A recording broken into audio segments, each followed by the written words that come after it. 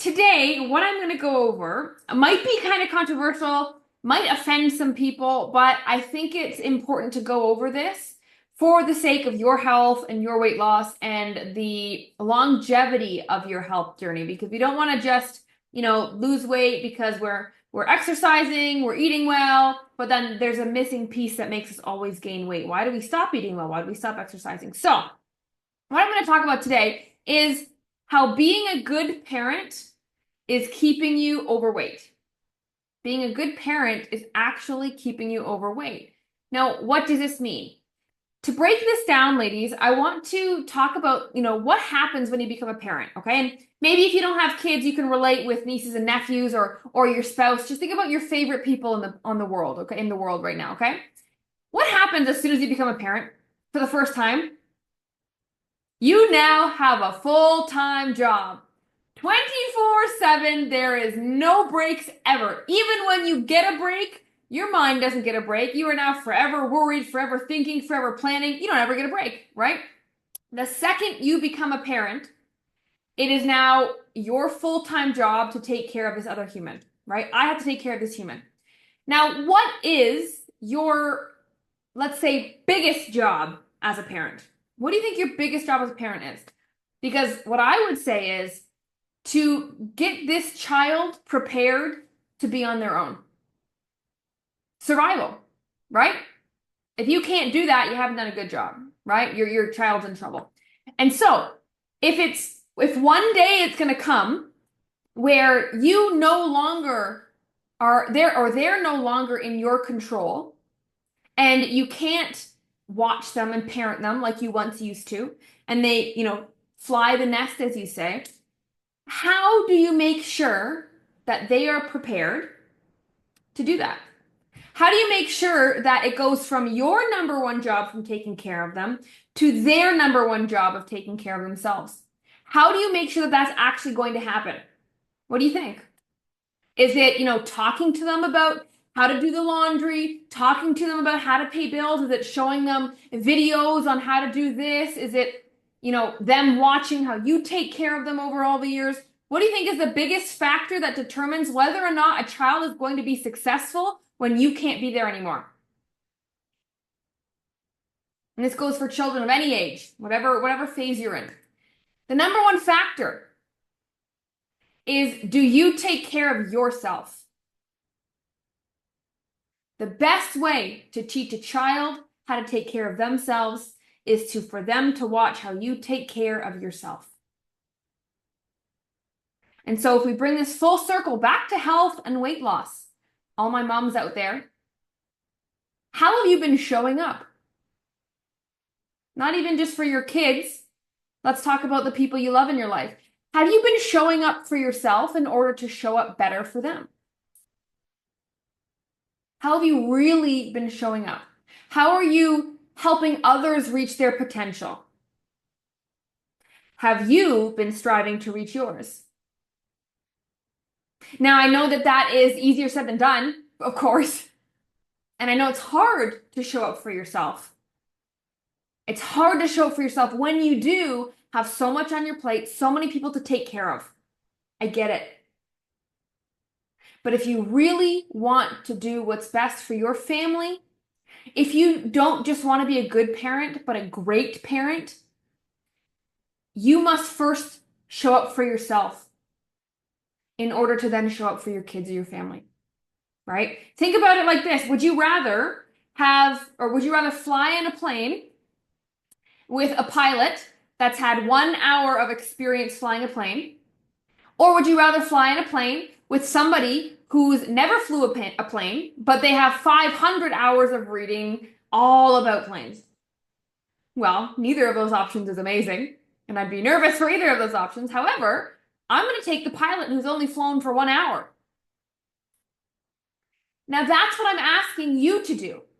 I'm not asking you to be a 50-year vet pilot. That's not what I'm asking. I'm asking you to show up for yourself and start getting experience showing up for yourself. Because as women, we are really good at not doing that. We are really good at showing up for other people, even when we barely have an ounce of strength left. We always show up. We always do what needs to get done. except when it comes to ourselves. What is up with that? What is up with that? Right? You don't let your kids eat a tub of Ben and Jerry's at night. You don't want that for them. You don't want your kids to be emotional eaters, stress eaters. You don't want your kids to be not people of their words, and you want them to work out when they say they're going to work out, not skip workouts even though they said they're going to do it. You don't want them to be slaves to their cravings and their urges. And so it starts with showing up. So how do we do this better, right? If you're listening to me talk right now, that means you are in some way trying to show up for yourself. Whether that you're successfully doing it, whether there's room for growth, whatever, you're here, that's the first step, right? But one of the best ways for you to understand how can you show it better is asking yourself, what would I tell my kid? If my kid, my child, felt the way that I feel right now, what advice would I give to them? Ask yourself that right now. If your child was struggling, or they fell off and they were beating themselves up, or they haven't been making it a priority to put themselves first, what would you say to your child? Well, definitely not what we say to ourselves, at least some of the time, right? You're not going to tell your child, why would you do that? You know better than that. No, you're going to encourage them to try again, because health never stops. And so why waste a second on the past? Be fully present in what you know needs to get done so that you can continue to do those things in the future. So if you really want the best life possible and the best health possible, which you do, because you are sitting here listening to me talk right now. Most people don't do that. Most people are watching their TV shows. Most people are scrolling on their phones, mindlessly snacking, and they're not even hungry. That's what most people are doing. But you are here because you know you want to change, and you are making a change. And so whenever you feel like it's easier to put somebody else first, or somebody else has to come first, you must ask yourself, how would I want my child to act in this situation? What would benefit everybody the most? And it usually always stems back to you taking care of you. You taking care of you. Seriously, think about it. If you are always putting people first, you're going to start resenting these people, even though you love them, even though you love doing things for them because you want them to be happy, but you're going to start resenting them. And then who wins in that situation? Nobody. Right? There's things along your health journey that you're going to have to set boundaries for. Your kids are going to be upset. Your family might be upset. Your friends might not think you're cool anymore. You might ruffle your husband's feathers. You're going to piss people off because you're actually taking this serious this time. And most people don't. Most people don't. Most people just want a quick fix before vacation, before their kid graduates and they're about to go in pictures. That's not what this is. You see, self-love is not vanity. Self-love is sanity. It's sanity. Do you feel like you're going to pull your hair out sometimes? When do you feel like that? When is that? When you feel like you're always one step behind, nobody's happy, you've let people down, things aren't getting done, it's chaos around you, you want to pull your hair out. What has happened when you feel that way? Every time. Guess what? You didn't put yourself first that day, did you? Think back to a time where you were stressed. You want to pull your hair out. You did not prioritize what would make you feel good, whether that's a workout, whether that's getting up a little early for some quiet time, whether that was, prepping a hard-boiled egg, so that's all you could do. You didn't make actions that would make yourself proud because you put everybody else first. And then you wasted your energy on them, which not always a waste, but you've used up energy on them. You don't have anything for yourself. At the end of the day, you're a shell. You are a shell. You're walking around like a shell. So self-love, I want to get this across. Self-love is not a feeling, okay? It's not looking in the mirror and saying, you are worthy, you are beautiful, I love you, thank you, body. That's not what self-love is. Now that's helpful, but that's not what self-love is. Guess what self-love is? It's not this warm and fuzzy feeling you have about yourself. Self-love is a lifestyle. Self-love is a choice. Self-love are everyday actions. Self-love is the approach you take to health. It is not a feeling. In fact, you shouldn't be feeling feelings of love for yourself. It should be a neutral feeling. You don't have to feel these things. You act out of love. You ever have a boyfriend back in the day say all the things you want to hear? They say all the things you want to hear. But in your gut, you knew it wasn't right. In your gut, you knew that he didn't mean it, but yet you were still tricked by the words. Same idea with yourself.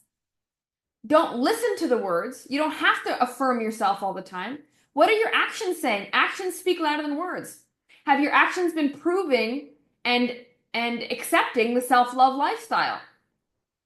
The only way you are successful on a weight loss journey, ladies, only way is if you actually embrace self-love. Now, here's the thing about, and the cool thing about self-love is you don't have to like yourself. You don't have to like yourself to love yourself. Liking yourself comes from you accomplishing things worth liking. That's it. I started to like myself when I started to do more cool stuff. I think I'm probably the coolest person in my life. And that's how I hope you view yourself. Because you're going out there and you're racking up this evidence, you're racking up these accomplishments that make yourself proud, that make you seem extraordinary. Like you do hard things when you don't want to. You can make yourself uncomfortable and still push forward. You're a great listener. You do all these things. You have proof to like who you are. But if you have excess weight on your body, that shows me to some degree you do not love yourself. If you truly loved yourself, would you be hurting yourself this way? That's a crazy question, I know. If you truly, every ounce of your being, loved and appreciated yourself, would you be abusing the only vehicle you get in life? Because what I'm about to say might sound crazy, but I can guarantee you, you will not reach your potential. You will not live a fulfilling life. You will not live a happy life if you are not in the body that you dream of. Why is that? It's not because we're superficial. Guess what? Let's say you're going to go on a road trip. You're going to go on this beautiful, amazing road trip. And you jump in the car and everybody you love is coming with you. Everybody you love is going on this trip. You're so excited. And then you get in the car and then the tank is on empty. You got to go fill up. And then you fill that up, then the engine light comes on, you gotta go change the oil, you gotta pull over. Now this road trip's taking a long time. And then one of the tires pops, you gotta change a tire. And then it starts making this weird noise and it shuts down in the middle of the highway. And you see, if you think of the car as your body, you can't enjoy the journey of life if you're in a crappy car. You can still have moments of fun. You're with the people that you love. You're going on adventures. You're going on trips. You're doing great things. You can still have fun, but you're not going to thoroughly enjoy the journey. And when you look back on the journey, you're going to have a lot of bad memories looking back on, which we don't need and they're not helpful. Right? So there's nothing wrong with not liking yourself. In fact, that's probably one of the biggest motivators as to what kicks people in the butt to get started on a weight loss journey, not liking where you're at. But I promise you, if you continue to lose weight and don't focus on the self-love part, you'll just gain it back. It's going to happen because guess what? If you don't truly love yourself, you don't respect yourself. And the highest form of respect is treating your body with love, with health, with nutritious foods, with movement. That's self-love. It's actions. It's not a feeling that we just hope and think about and then we'll get. It's showing yourself that you love yourself, regardless of how you feel or about yourself, regardless of if you like yourself, right? And so too many women that I talk to all the time, I jump on calls with all the time, they are going on the road trip of life in a crappy vehicle, in a vehicle that they're not proud to speed down the highway, in a vehicle that is slowing down them getting to their fun and their adventures. You cannot live a happy life unless we figure out this health problem. And it starts with loving yourself, which only happens when you prioritize yourself permanently. Now that looks different every day. Okay? It doesn't mean every day you're saying, screw you, I'm going to the gym for 2 hours, you can feed yourself, right? Like, that's not what I'm saying. That's not what I'm saying. Usually, self-love starts with setting boundaries because it's saying that you care more about yourself than you do about pissing somebody else off if it means it's better for you. Too often do we care about what other people think, right? Right? If the chips in the house are a trigger for you and you remove the chips and the kids are pissed off and then you bring them back in the house, what does that signal to everybody in the house? You're not serious. Now, I'm not saying that you need to impose your eating habits on your children. I'm not saying that. I'm not saying you have to say chips are bad to your children. We're not trying to form disordered eating here. What I'm saying is if you're going to have a boundary, you better follow through regardless of if there's repercussions. Because guess what? There are repercussions no matter what decision you make. And just to tell you, indecisions, not making a decision is you making a decision. You made the decision. Or life makes the decision for you. And then you doubt your ability. And then we get disconnected from our gut and our intuition. And if we're disconnected with our intuition, which is our connection to the universe, how can you truly love yourself if you are part of the universe? You are energy. It's a crazy cycle. Is this making sense? Is this making sense? Pretty crazy, right? So self-love really is not vanity. It is all about getting your sanity back, which is why most of us gained weight in the first place, because we lost our sanity a little bit. You know what I'm saying? And so if you take anything away from this call, it is, parent yourself. Parent yourself with tough love. Set boundaries that are going to ruffle some feathers. If a boundary hasn't ruffled feathers, it means it wasn't a boundary. Sorry. Sorry. I'm going to say that again for the ladies in the back. If a boundary didn't ruffle somebody's feathers, it wasn't a boundary. You played it safe. I know it's crazy. It's crazy. So whether you are a parent, you have kids, or you don't, that's not my point. This is applicable to everybody across the world right now. It's you gotta love yourself. Like seriously, how can you love anybody else if you don't really love yourself? Right? If you don't have all of the love for yourself, you're actually withholding loving other people more. You think you love your kids? You think you love your husband? Guess how that love will grow when you actually tap into your self-love. You have no idea. You have no idea the love that you are capable of sharing. The more love you have, the more energy you have. The more energy you have, the more you can get done. The more impact you can make. The more amazing and indescribable your life can be. Not mediocre. Gross. Everybody else is doing that. They're just waking up, going to work, coming home, watching their shows, eating their favorite snack, going to sleep, working for the weekend. Weekends, they splurge because that's the only days that they enjoy out of their life. If you love yourself, you're present, you appreciate, you act different. People will act different around you, to you. You command more respect. When you start setting boundaries, if you're somebody that hasn't set boundaries and you start setting boundaries, people are going to get really off put. They're like, who, used to be so nice and likable, right? But that's not, I don't know, do you want to, on your deathbed, do you want your tombstone to say, Jessica was so likable and nice? Is that what we want? How do you want to be described? Sometimes I think about this is crazy. Sometimes I think about, what's my eulogy going to be like? At my funeral, what are people going to say about me? And I think it's such a cool exercise because it shows you who you want to be. Really, I want I want people to say I had integrity. I helped millions of people. I was a woman of my word. I worked so hard. I had a passion. I want all these wonderful things said about me. And I think if you take the time to think about what you want said in your eulogy, you'll be able to align, this is what I want people to say about me because this is who I truly want to be. That being that person would get me the most amount of success in life. But who am I now? Where's that gap? Right? What am I doing that's slowing down the process of me becoming that butterfly, right? From a caterpillar to a butterfly. What's happening? What's happening in your life? Is it the absence of boundaries? Is it always putting everybody else first? Running around every day like a chicken with your head cut off. When does it end?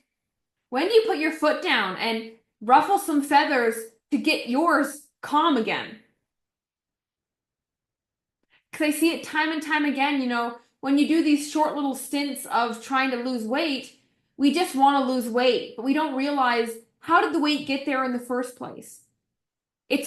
Weight is literally stored energy because we gain weight from eating too many calories or not burning enough calories. That's how you're gaining weight, right? We had too many calories. Calorie is an energy source for our body. So we've literally ate more energy than we've needed and it gets stored on our body. If you've got extra fat on your body right now, that is stored energy, stored, dormant, asleep energy. That is dangerous. The universe does not reward those who sit still. And I don't mean literally sit still. I mean their energy is not used up. Their mental, their physical, their spiritual, emotional energy. All the extra weight we have on our bodies that's not supposed to be there is stored energy, aka stored emotion. You are carrying around emotion. And if you are tired of how you are feeling day to day, if you are tired of how you are feeling, it is because this weight is a symptom of the life that you have built, or the lack of boundaries that you've set, or the lack of self-love that you are trying to prove to yourself. So stop, we're done with the era of saying positive affirmations in the mirror. It's not working. That's like step one, and all you ladies are way past step one at this point. You don't need that anymore. Self-love is not a feeling. No more positive affirmations. It's time to make a choice and never look back. Never look back. Okay? Because you do only get one car. You do only get one body. And you do only get one life. What do you want people to say at your eulogy, It's really important to put yourself first. And like I said, it's just, if you really want to be like a great human, a great parent, if you're tired of just being good, right? Like, can we be honest here? If we're good at everything, can you really get great at anything? If you're a mom and you feed your kids on time and you get them to school on time and you get them to their extracurriculars on time, but you're impatient with them and you're a little snippy with them and at the end of the day you're tired so you can't spend time with them. That's you being a good mom, not a great mom, right? And listen, I get it. We have those days. I have those days. But if we're good at everything, how can we be great at anything? I think it's time. I think it's the era of saying screw you to being good. And time to be great. Be great at putting you first. As women, we tend to not like conflict and we like to keep the peace, and because we're fairly good at it. But at what point is keeping all the peace externally ruining the peace internally? Don't always put other people before you, even if it annoys you, right? Like if your girlfriends always want to go out for drinks on a Friday night, and that's just not who you are anymore, then you can recommend, hey, let's go bowling, let's go rock climbing, let's go to a coffee shop and have some tea. It doesn't have to always be food related. And if they think you're boring, if they say no, then maybe they're not the right friends for this phase of your life anymore. And that might be hard to hear. And so, like, when in doubt, when life feels like you can't put yourself first, I gotta tell you, there's no other option. It only gets worse. It only gets worse. Because when we are not good, we make bad food decisions, which affect our mood, which then affects us and makes more bad decisions. It is a snowball effect. But here's the good news. It snowballs in the bad direction, but it can snowball real quick in the good direction. Real quick. We tend to forget that when we're in the rut. It can take 24 hours to get you back on a good cycle. That's why one of our mottos in Tremera is fail faster. Fail faster. I didn't say stop, don't fail. I said fail faster. Get over it. Move on, learn. Learn, move on. Learn, move on. Who was it that invented the light bulb? Was that Thomas Edison? I think it was Thomas Edison. It took him over 10,000 tries to figure out the light bulb. And when they tried for the 10,000th time, his partner said, okay, finally, are you going to give up? Is this clear to you that it's not going to work? And Edison smiled and he just said, Well, no, I just figured out 10,000 ways not to build a light bulb. I'm getting closer. Why can't we think like that? Why can't we think like that? Do you imagine, like, would life phase us at all if you were able to actually think like that? Nothing. Nothing is a problem. If we are alive, we are breathing, and we have our health, and we have our family. Nothing is a problem. You got to up your tolerance, which means you got to take care of yourself.